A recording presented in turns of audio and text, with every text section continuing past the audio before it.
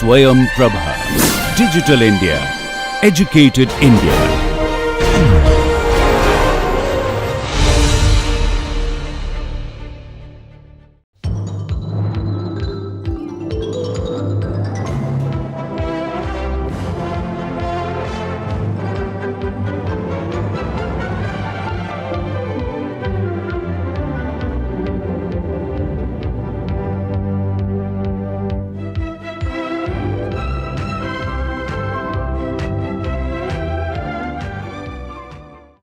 The general principles of management were propounded by Henry Foyle.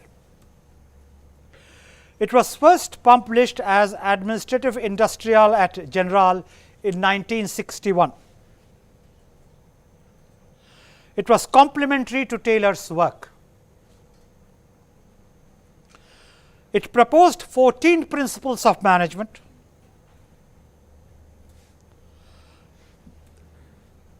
Division of work, authority and responsibility, discipline, unity of command, unity of direction, subordination of individual interest to general interest, remuneration of personnel, centralization, scalar chain, order, equity, stability of tenure of personnel, initiative, spirit de corps,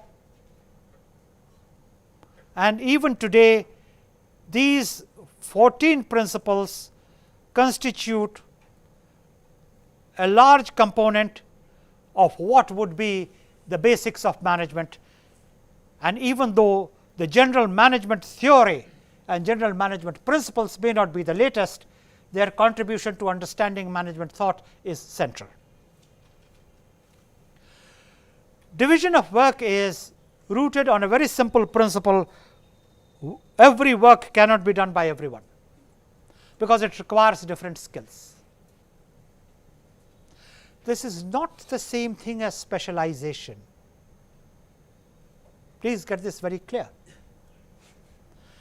By doing 3 courses, you do not become a specialist in finance.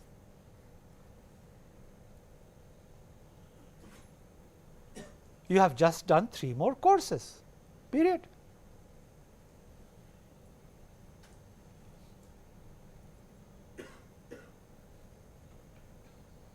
So, you should be careful in using everyday language for scientific expressions. You may call it a specialization in everyday language. Scientifically, it is not a specialization.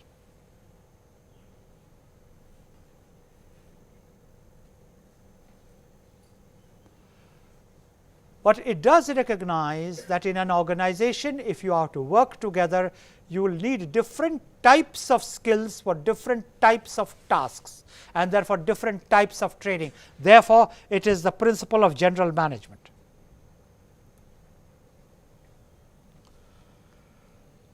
Authority and responsibility, nothing will work until there is a line of command. Somebody must have the authority to give valid orders, which is why later on you will find that there is this caption of order. Order there means a principal organization which creates orderliness, which creates some kind of a semblance of a system, which creates a relationship between one unit and another. That is what is the meaning of order. I have run down these 3 areas. I do not have to explain each one of them, because several of them are self evident, but unity of command is a theory which is now variously questioned, but when Henry Foyle talked of it, it meant that you can't have 2 leaders.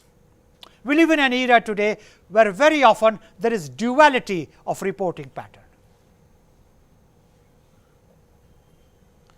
You have one superior who is your administrative superior, and there is another superior who is your referent superior, to whom you go for specialized knowledge. The administrative superior grants you your leave. He is administratively responsible for your conduct, but your referent superior will give you the answer to the problems which you have at hand, especially the technical problems. It has a unity of direction. You can't have different people in the organization pulling in different directions.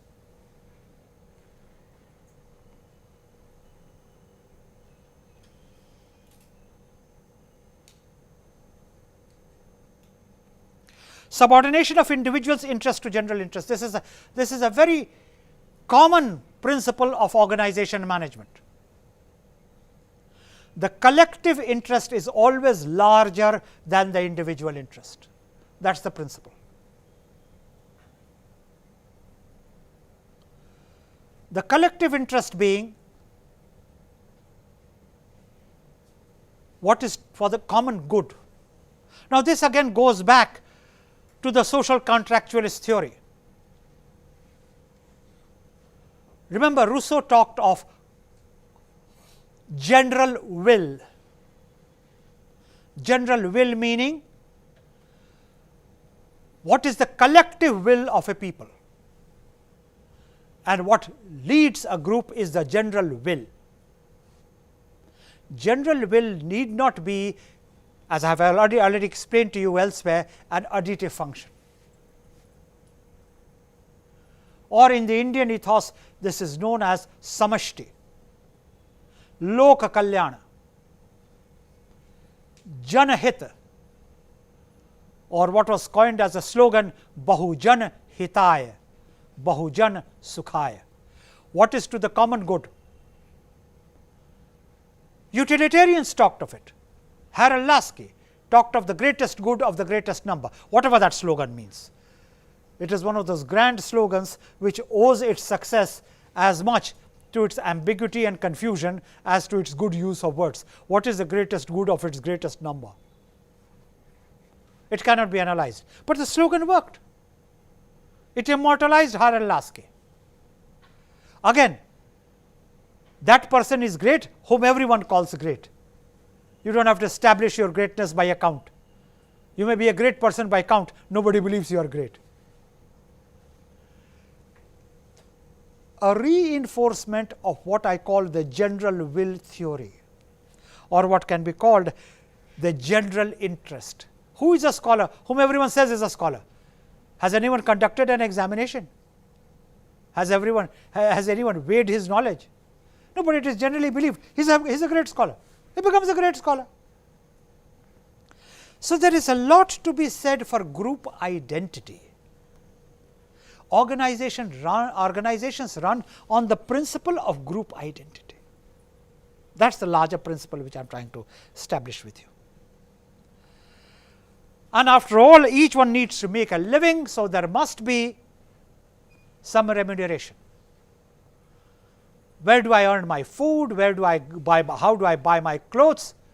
Now, remember, there are theorists even around that. There are three thinkers which have gone into the making of the modern world.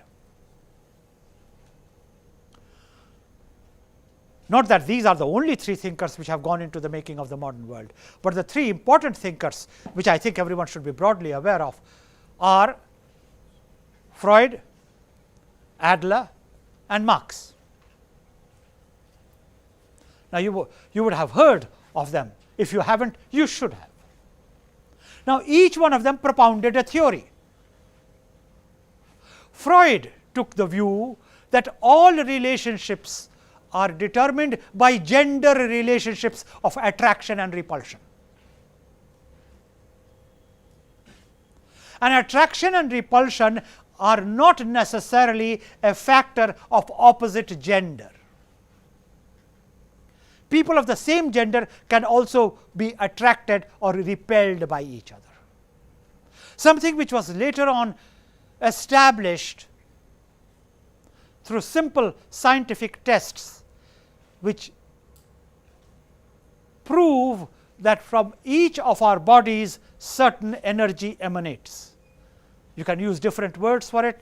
Certain rays emanate, certain energy emanates, certain waves go out, which is why, if you are sensitive enough, of course, if you are the type which vegetates, all this will not make sense. But then, as I said, management is meant for only the best. You are sitting in your room, somebody enters the room, and you feel automatically attracted towards him to strike a conversation. Another person enters the room and you say, oh my God, now what is he doing here? You don't even know that person. There is something about the bodily waves which are matching or which are not matching. So, Freud propounded the theory that all relationships are rooted in physical attraction and repulsion. Marx propounded the theory that all relationships are rooted in financial transactions. I don't know whether Marx ever visited India or not, but he seemed to understand India very well. I mean, if you develop a relationship with someone, you are secretly asking, is he going to get me money or is he not going to get me money? If he is going to get me money, good friends. If he is not going to get me money, bad friends. Forget about physical interaction. How does it matter? So long as the rokad comes in, great. For those of you who don't know what is rokad, it is cash. Cash which makes noise, rokad, coins. So, Freud said it's absolute nonsense. You can be attracted towards anything or detracted towards anything, but what builds a relationship is, as Roderigo is told in Othello by Iago, put money in thy pocket. You want this woman to love you, put money in thy pocket. Now, if you haven't read Othello, of course, you would have a clue of what I am talking about, but then, as I said, I don't talk to innocents. Now, I can't tell you what is the story of Othello. Then I will be telling you Shakespeare. Then you would be wanting to know, is Shakespeare in the Indian Parliament or is he outside the Indian Parliament? How do I talk to innocents abroad? Marx said, money determines all relationships. Whom will you marry? The girl which will get you the money. Which boy will you marry? Who has the best salary. For the rest, good luck, they are all the same anyhow. How does it matter? Now, if the caricature doesn't work, your life experience will tell you. And I am not saying this, Marx is saying this. And Marx became very famous. And then there was Mr. Adler. Mr. Adler said, forget money, forget gender relationship, all this is utter nonsense, the powerful works. Clearly, Adler had read Tulsidas, because Tulsidas says in Ramcharitmanas, Samarath ke nahi dos gosai. If you are powerful, then you can't commit any wrong. Of course, Tulsidas is taking a pot shot at it. And he says that's the law of the world. The powerful will get away with anything. It is the weak who will be punished. In fact, I was reading a columnist the other day and he made a brilliant suggestion. We should pass a law that if your financial worth is more than 1000 crores, you will get automatic bill. Because anyone who is worth more than 1000 crores seems to be getting bill. Now, this is not my opinion. But the point that I am trying to prove is the booties go to the powerful. So said Adler. So, if you are powerful, the rest falls. They will come and give you your degree at home. Admission, job, bungalow, promotion, even a private jet. Now, who wants to be attracted or detracted? Once you have a private jet, then the beautiful man or the woman would enter that jet anyhow. So, get power. So said Adler. Now, none of them were friends to me. None of them visited me at my home. I don't know, and quite frankly, it is not my job to know. My job is to tell you these are the three key theories of relationships. Remember, we are, as it were, in the purview of theories. Like everything else, each theory has a kernel of truth. Sorry, not C-O-L-E-N-E-L, but K-E-R-N-E-L, because even your spelling must be as good as you are. You won't know the difference between one kernel and another. But here I am not to teach you spelling either. By kernel I mean essence of truth. All these three things determine the way human relationships go: power, money, gender, and at the end of it, all of them work in unison or work in exclusion. I don't know. When you are talking of general theories of management, then when you talk of remuneration of the personnel, what you are saying is you must remunerate the person for his efforts, otherwise what shall he eat? That is the principle. I have recommended to anyone who is studying management or who is interested in management to have extensive reading. Not that I think many people would seriously follow what I am saying, but you can't be a good practitioner of management without wide reading habits. And I don't have the time to get into that kind of a discussion here, but let me tell you, if you want to understand the basic driving forces of human nature, read the immortal writing of Bertolt Brecht, The Good Woman of St. Juan. You will understand a lot about human nature which you would have never understood through all your experiments in life or even attending classes. Literature is a great source of learning of management if you know how to interpret it. Then they talk of centralization, they talk of the scalar chain, they talk of order, equity. Equity, very popular word these days. In fact, it is like Om Namah Swaha. Don't ever deliver a speech in India without talking of the word equity. Whatever you say must lead to equity. And so long as you are propagating equity, you are on the right side. Slogans become fashionable. There was a time in this country when socialism was very fashionable, about 20 years ago. Now socialism has become a dirty word. So like fashion models, like Miss Indias, like political figures, each one has its day. Words also have their day. So the current reigning queen is equity. Everything is equity. It should be financial equity, it should be social equity, it should be political equity. I talk of class equity. And if you want to become famous by writing something, talk of bottom, talk of top, talk of revolution, talk of abolishment of poverty. Become famous. These are recipes. One great outcome of theory is it shows you the shortcut to success. And I am deadly serious in this. Yes, I may have a light-hearted way of quipping through this, because those of you who are listening to this, imagine your plight of 1 hour of listening to this drone. Good Lord, how do you ever survive beats me. But the long and short of it is, each theory is supposed to show an experiential way of success. And in the ultimate analysis, you don't believe anything which anyone tells you anyhow.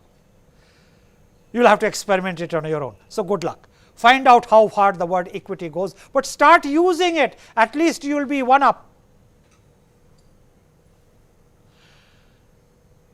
So certain words have gone out of fashion, certain words have come into fashion. They will also go out of fashion. Nothing will change anyhow.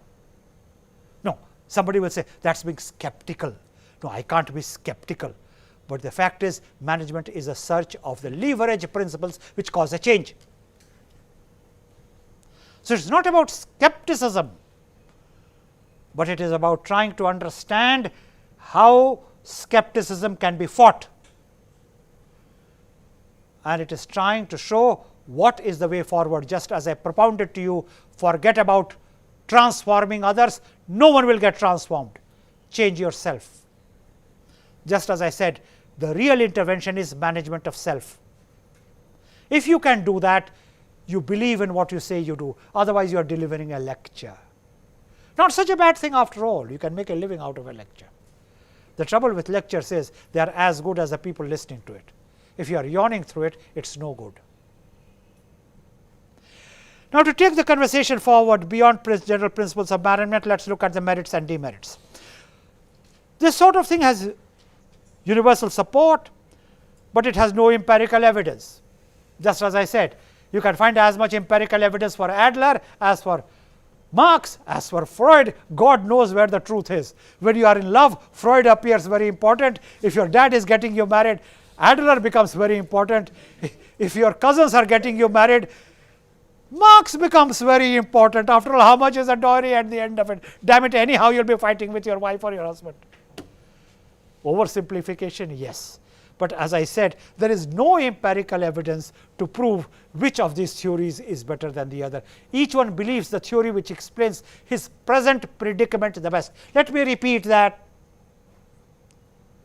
Each one believes the theory which explains his current predicament the best. If you have been betrayed by the person whom you love, then you say, this world is useless. Nobody can be trusted. If you are about to get married, then you say, this world is beautiful. You have to be in love to realize how beautiful it is. If suddenly you have hit the jackpot, got a job in that great mega bonanza which everyone is getting rich with, you say, forget about everything, it is money. You know, there is a great statement, I will not say from which part of the India it comes, but it goes something like this. God made man, man made money, and money made everything. Now, it depends upon what you are going through, you will believe just that. What does learning and scholarship do? It raises you beyond your current experience and puts you on a platform of maturity so that you understand what life is in its fullness and not because of one experience. And that is what I am trying to target for you, showing you everything so that you learn that all these are cards on the table, as it were, and you do not oversimplify life. Then there are behavioral theories of organization management, and this is a great bedlam. Everyone has a theory on everyone else. I will give you a classical example. I know of a person who was rejected 3 times for a professorship. So, the person was very distraught. And if you get to be as old as I am, and if you have seen as much of the world as I have, several people believe I have some answers to their problems. So, this person was in a conversation with me and was telling me how tired this person is about repeated rejections from professorships. I said, look, you come from a public system. The public system has a panel of experts. Any expert will be appointed out of the panel. This panel is always in the public domain. So, next time you go to face the interview, your expert will be one amongst the panels. So, why don't you get the name of the members of this panel, which I told you is in the public domain, and send it to each one of them a copy of your current research and get their feedback. You will learn what they have got, the experts have got to say, and your research will become better. Listen to the reply. No, no, no, no, no.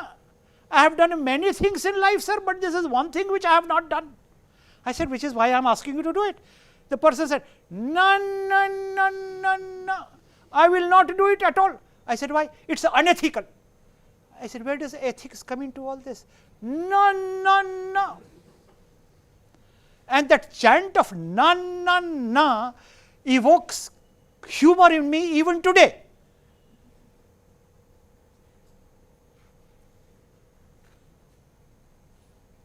Let me give you the breakup of the components. Your experts will come from a panel. The list of the experts is in the public domain, nothing secret about it. You have been rejected a number of times. You want to make the grade. How does it hurt if you send your paper that you have written to all of them for their comments so that you can learn where you go wrong? What's unethical about it?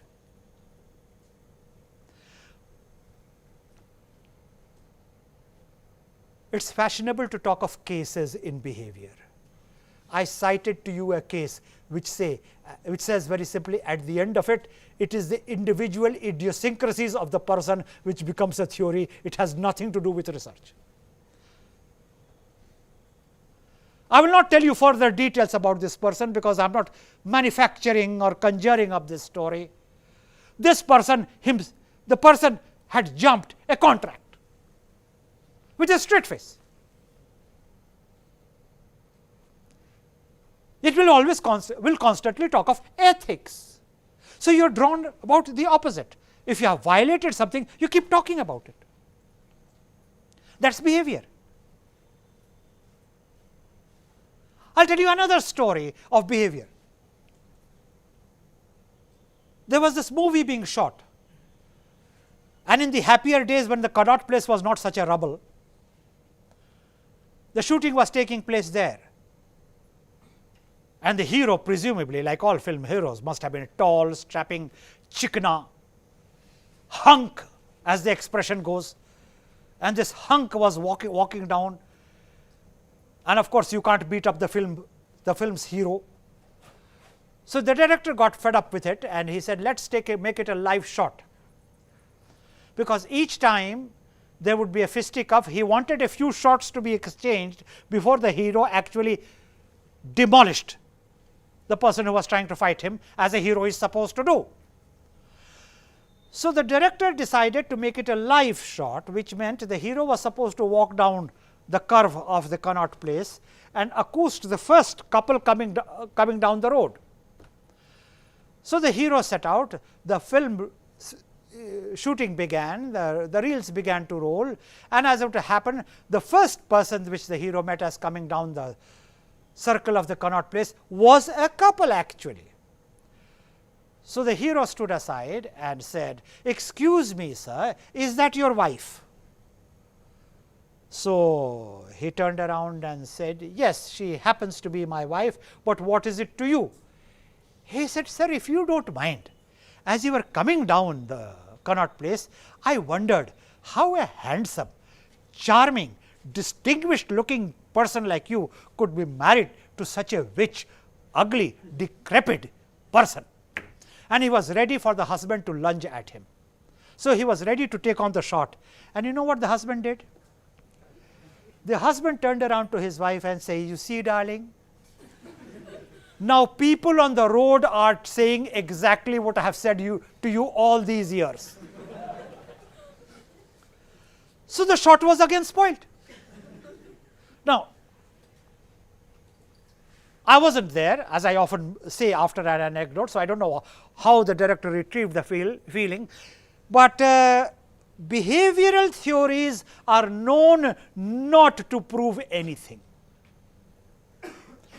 The distinguishing characteristic of a behavioral theory is its non-predictive validity. Each one is different, which is why a lot of engineers have a lot of difficulties with behavioral sciences. They want with behavior to have predictive validity. Now, you can't customize human beings on an ISI mark. It is not nature of material. So, whatever I tell you under behavioral theories of organization management, you should take it with a pinch of salt. Some of them work, some of them not, and at the end of the day, they are only so good as far as they go. Elton Mayo's Hawthorne experiment. The contribution in terms of human relations and motivation theory. Elton Mayo examined productivity and work conditions. Mayo studied the variables affecting productivity, conducted Hawthorne studies at Western Electric Hawthorne Works in Chicago, and he held elimination experiments which said that you better the conditions, the productivity would improve. So, relay assembly test groups, interviewing programs, the bank wiring observation room, the experiments conclusions from Elton theory. Work is a group activity. Now, did you need an experiment to prove that? You know, my good friend Dandekar, one of the first generation economists of independent India who left a lasting mark. I know he did not come from Harvard, therefore, it is not fashionable to remember Dandekar anymore. It is so much simpler to remember an expert from one of the prestigious seats of learning elsewhere, but Dandekar is a person worth remembering with a lot of respect. He narrated to me a story of a university in this city, the details of which are not relevant. But then he was talking of experiments which got me more curious about this university experiment. He says, no, that story I will not tell you, but I will tell you the first study which was carried out for the planning processes. I said, what was it, sir? He said, the study was to study scientifically what is the basic need of an Indian, because that was supposed to be the cornerstone of the planning process. And you know what they came up after 2 years of study, after crores of rupees had been spent on analyzing the basic needs of an Indian? Anybody to guess here? Absolutely, they discovered after 2 years of work with investment of over crores of rupees, several crores, the basic need of an Indian was clean drinking water and nutritious food. And Dandekar laughed and he laughed and he laughed and he turned around to me and said, tell me, do you need research to prove that? I said, sir, that is the scientific method. He said, one day you will find your way to the planning commission. I would like to believe he was joking. But the truth is, do you have to prove that work is a group activity? But Elton Mayo is celebrated. Nobody talks of Manoj Kumar, but in every organizational behavior class, you will be told there is a hierarchy of needs according to Maslow. Now, of course, it is more fashionable to quote Maslow than to quote Manoj Kumar when they say the same thing. Maslow talks of a hierarchy of needs. Food, clothing, shelter, prestige, that is Maslow's hierarchy. But it sounds so much better when you say according to Mr. Maslow than according to Manoj Kumar. So, please remember this if you want to go ahead in life. Name a person as an authority which sounds good to name. And I am talking practical management to you. After all, what sells is what people buy. If people are willing to buy Maslow and not Manoj Kumar, then you better start selling Maslow. But for heaven's sake, be conscious of what you are selling. If you want to get the derivatives for a behavioral principle, it is this: there is no substitute for your own common sense of your judgment. Remember, we are talking of a framework of analysis. Do not be misled by my light-hearted narration of anecdotes or quips. There is a serious point being made there. You cannot interpret a behavioral theory unless you have the analytical tools of interpreting it and applying it. That is the point I am trying to make. And you can forget all my anecdotes, you can forget all my references, it is not relevant. Therefore, let us get back to Elton Mayo. He established that work is a group activity. He established that social world of an adult is primarily patterned around a work activity. And yes, there is something to be said about establishing even the obvious truths on a scientific basis. The need for recognition, security and a sense of belonging is more important in determining workers' morale and productivity than physical conditions under which he works. Now, this is extremely important. The driving forces are recognition, security and a sense of belonging. I will give you two laws from what I referred in another session as Gautam's self-laws. You want to make friends with someone, start praising him. You are so brilliant, as you rightly said, you are correct, your principles are so good, it is a pleasure to be with you. If you have an enemy, he will get converted to a friend. And if you want to make enemies with someone, start trying to improve him. Come on, yaar, eat properly. This is no way you eat junk food all the time. What is this? You want to see movies? Can't you study during that period? 4 movies in a day? You get out of one Audi, you go into another Audi, and you know what an Audi is. And if you are innocent, well, I am using the word Audi as the slang popularly used for auditorium in PVR. What is a PVR? At least this audience won't know that. What is a PVR? You see, the general knowledge is so good there. So you go from one Audi to another Audi, tell him, don't do that. You say, what is this? Can't you attend classes regularly and go to the classes prepared? What is this? What kind of dresses do you wear? It doesn't even look decent. Even if he is your best friend, he will turn an enemy. And these two principles do not have even a 10% exception. Agreement is the biggest bond. Correction is the biggest repellent. That is a behavioral science theory. Guaranteed success. If you want to break up with someone and if you want to make friends with someone. The important thing to realize is people are driven more by emotions than any other dimension. You keep saying nice things and you deny them the material advantages, even if you are offering them your life yourself with material advantages, but you are wanting them to improve, you will make enemies. It is a very simple law of life, and Elton Mayo recognized that. Therefore, the contribution of Elton Mayo is significant. Elton Mayo is to be taken seriously, and that is the relevance of behavioral theories. Informal groups within the work plants exercise strong social control over the work habits and attitudes of individual workers, a very important principle. The change from one established society in the home to an adaptive society at work plant resulting from the use of new techniques tends continually to disrupt the social organization of the work plant and the industry generally.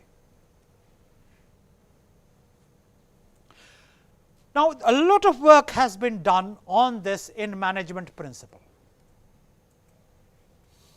It is known to be the correlation between culture of the job, spelt OF, and culture of the job, OFF. And very often the culture of the job percolates into the culture of the job. And very many serious students have looked into this issue, and says, I do wish you to walk the path of knowledge, learning, I might even say scholarship, and that is the real purpose of undergoing any such education. There is another thesis, and I have referred to certain dissertations in the past in these sessions in IIT library, which has made a serious study of the culture of the public sector managers in India between their creativity of the job and creativity of the job. I personally think it is a seminal study. How does the creativity practiced by a person outside his work environment gets transferred into the creativity on the job, and how much of it can be carried?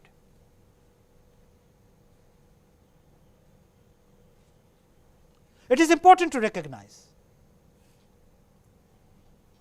that research is an important enabling situation of any learning, and all research need not be abstract. The fundamentals of research begin with observation, and I put it to you that to be a good manager, you need to be a person with outstanding observations. And my emphasis on the word observation is perhaps as important as my emphasis on the word outstanding. And if you do not even know what is happening around you, forget about being a manager. World will not come to an end if you are not a manager.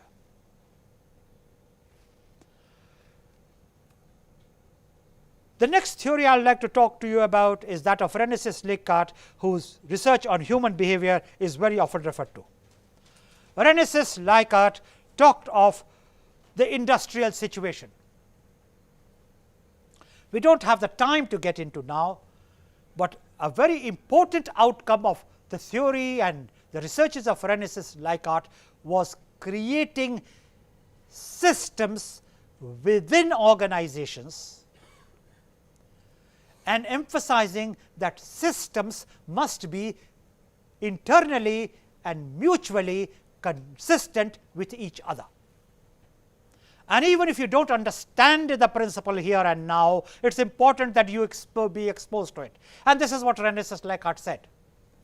The communication system of an organization must be consistent with the reward and punishment system of the organization. And he further established that the reward and punishment system of an organization must be consistent with the control systems of an organization. And he converted the analysis of an organization into different systems, and he argued with a lot of conviction that unless they are aligned, the organization will not be productive.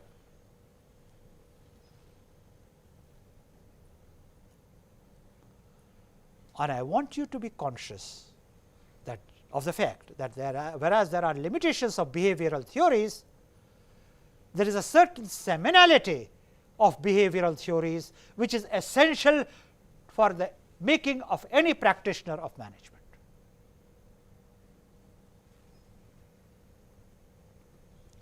Therefore, Rennesis-Leichhardt's behavior research on industrial situation.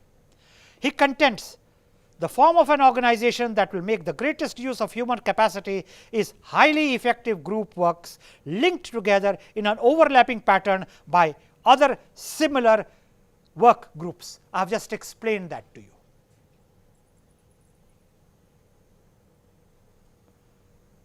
So, Rennesis-Leichhardt's systems are a major contribution to understanding organizational functioning from a behavioral point of view.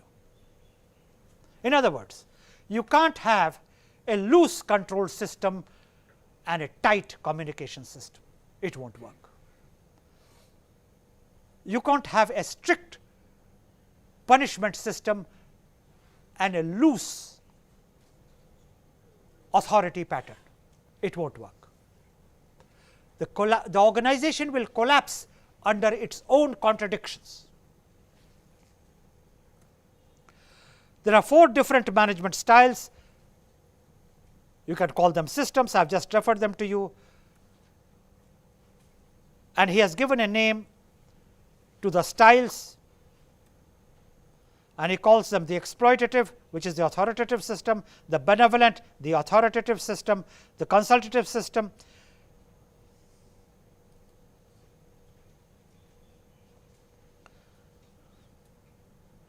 and the participative group system. The Rennesis-Leichhardt's effective management talked of modern principles of motivation.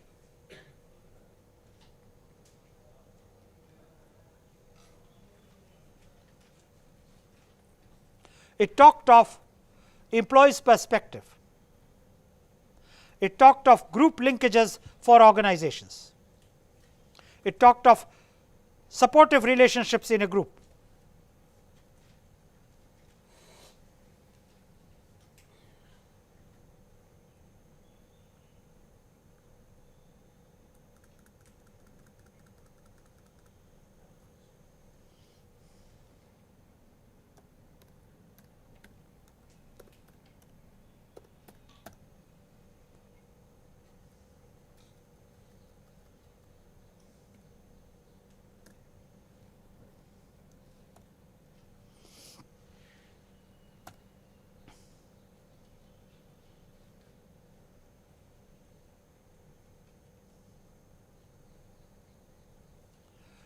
If you put it all together, you get an understanding of how Rennesis-Leichhardt can be used for understanding the different systems of management to pick what will work and to pick what will not work.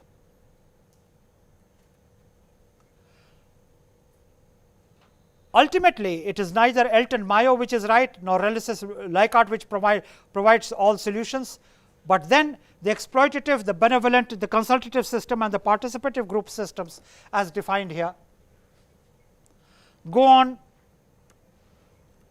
to talk of the employee's perspective, group linkages and supportive relationships in a group, and ultimately this is what management rides to produce results. Then there is the Chris Argyris maturity immaturity theory.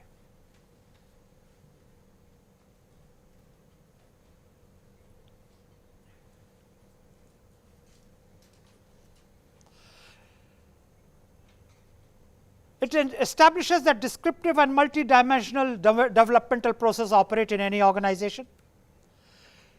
It has to be examined to determine the effect of management practices on individual behavior. And it has been noticed that there are 7 basic changes in mature people, and then I will go to explain this to you. So, Chris Argyris basically says managers are supposed to be mature. If you are immature, forget about management. The 7 basic changes are: tendency to develop a state of being, to be active as an adult, independent as an adult, the act to behave differently as an adult,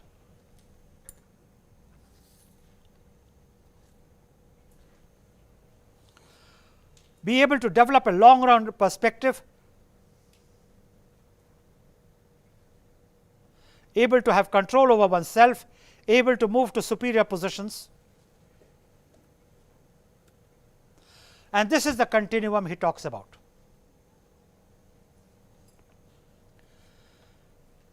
Passive to active, dependence to independence, behave in a few ways, capable of behaving in many ways, erratic shallow interests, deeper and strong interests, short time perspective, long term perspective, subordinate position, equal or superordinate position, lack of awareness of self to awareness and control over self. He says the objective is to move from being an immature person to being a mature person.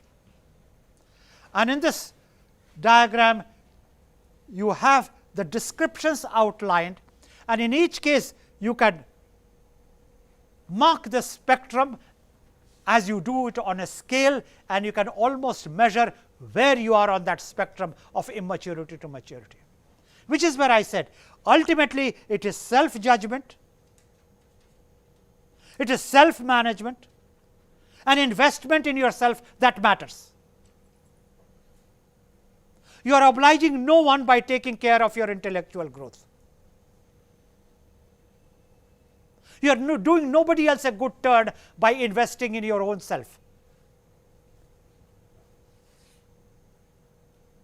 Because the world will belong to you in whatever limited manner it can by a whole set of indicators which several behavioral scientists have been talking about, and of which maturity is a very important principle.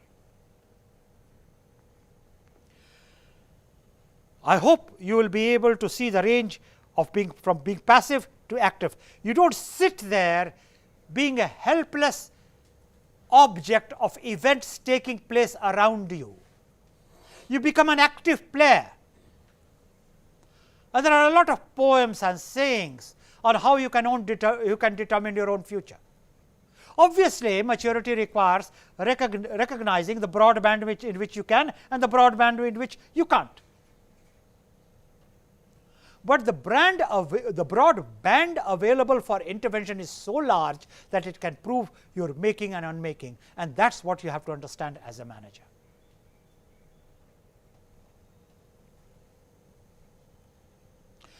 Chris Argyris talked of the impact of the theory, and he talked of widespread worker apathy, design of formal organizations, leadership style and management control. And out of this,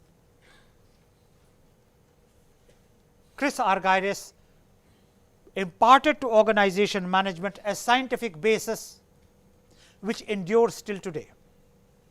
Now, by any means.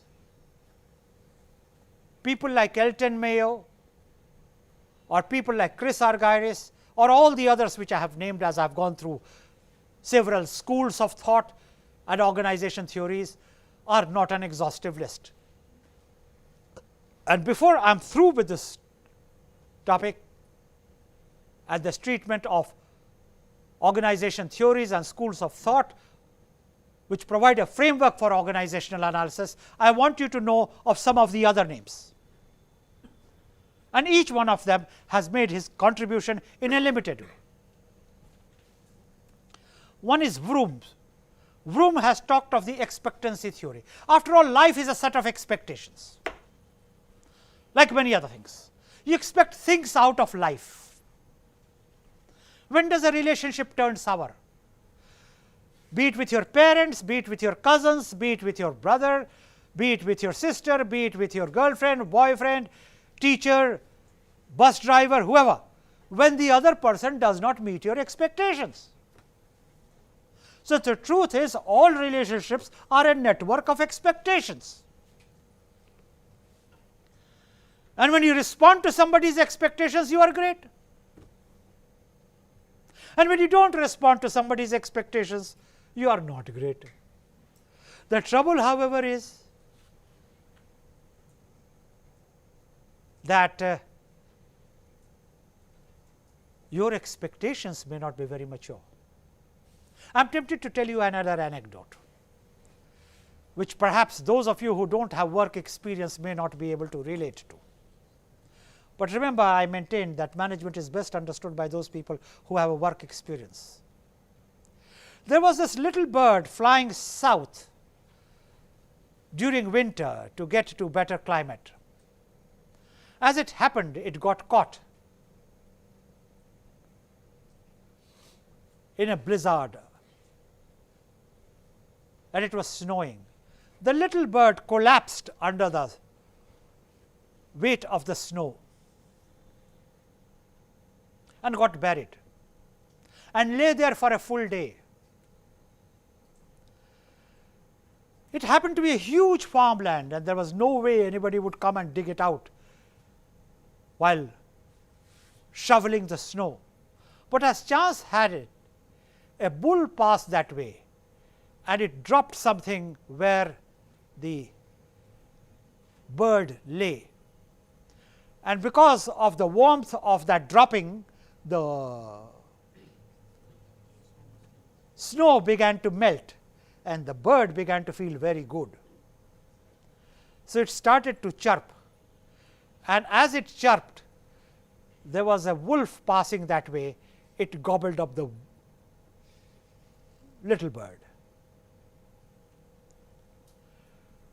What is the moral of the story? All disasters are not necessarily endless. All those who shit on you do not necessarily mean you bad, and all those who take advantage of you do not necessarily give you life. If you remember the story, you will remember Vroom's expectancy theory. I know it is very normal to have expectancy, but it is disastrous to be only expectancy driven. Long after you have forgotten anything to do with organization theory and schools of thought as a framework of analysis of organization management, these anecdotes will come back to you, and who knows, some of these theories will linger with you. I do not want to discuss Vroom's expectancy theory beyond this, but I have an obligation to list the basic components. It is an alternative to the content theory. It provides with a very comprehensible, valid and useful approach to understanding motivation. Used to be a favorite theory around 70s, when everyone was desperate to understand organizational behavior, and unfortunately through the mid 70s and the early 80s, organization management was not such a fashionable discipline to read. When people realized you can't moderate behavior, but you can moderate organizations, and therefore emerged organization theory and practice. And suddenly it became very important to understand job designs, organization design, information flows, decision centers, and it was no longer fashionable to do attitudinal surveys of the motivation theory, because the truth is you can't motivate anyone if that person doesn't want to be motivated. A disastrous thing to say. Does me out of many consultancies, but unfortunately I can't lie to generate a consultancy.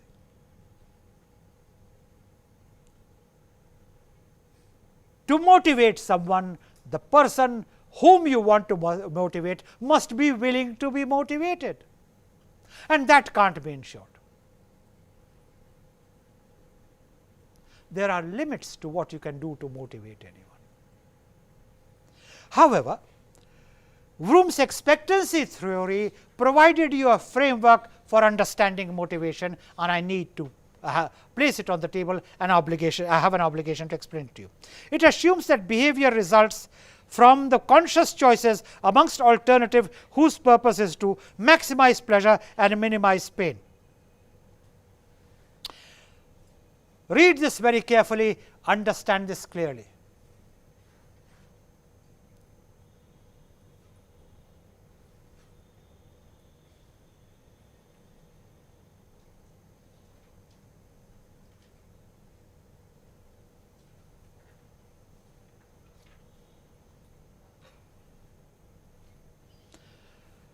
Behavior results from the conscious choices among alternatives whose purpose is to maximize pleasure and minimize pain.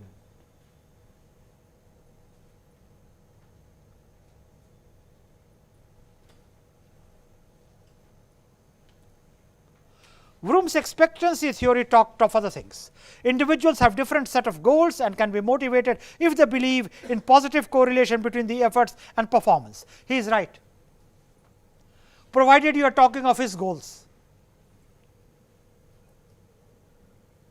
His goal may not be to study at all. He is going to inherit an empire. Why must he study? He will earn enough money to hire the best trained advisors. No reason for him to study. Alas, he does not realize even to select from advice, he must be literate enough to know which advice will work and which advice will not. However, this is not understood by people who do not have the right motivation, which leads to a very commonplace statement: you can lead a horse to water, you can't make it drink. Favorable performance will result in a desired award. Reward will satisfy an important need. This is a great motivation. A reward will satisfy an important need.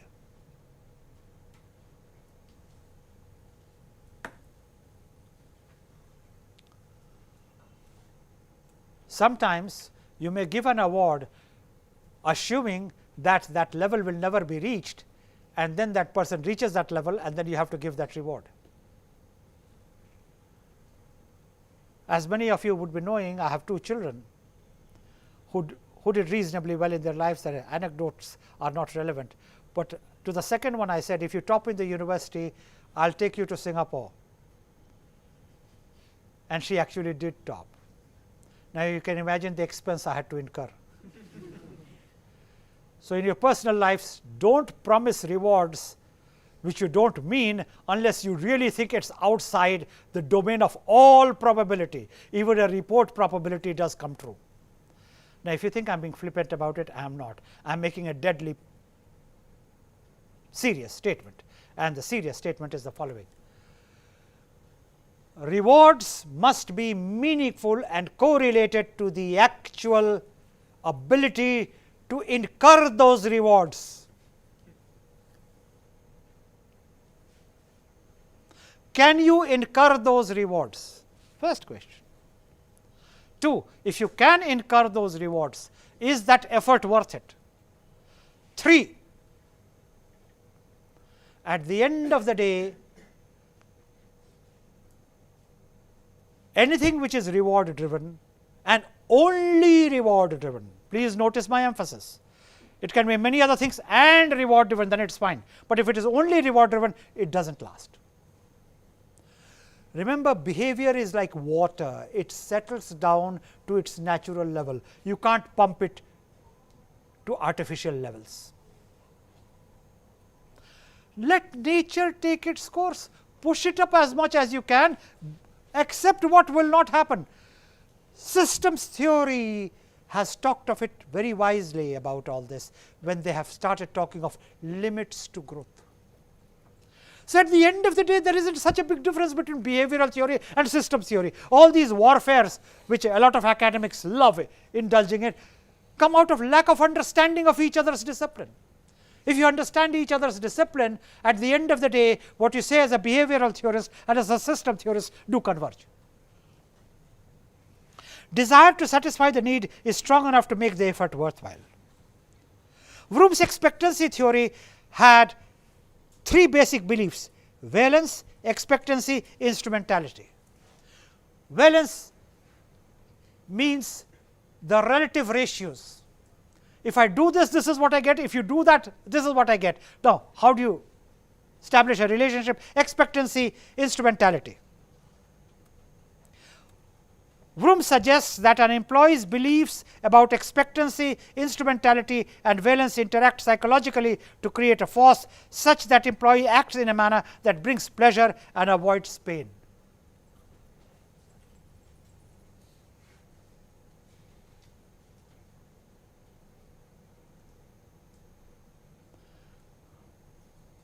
While I am talking of all this, and I was talking of Marx, and I was talking of maturity, and I was talking of Chris Iris,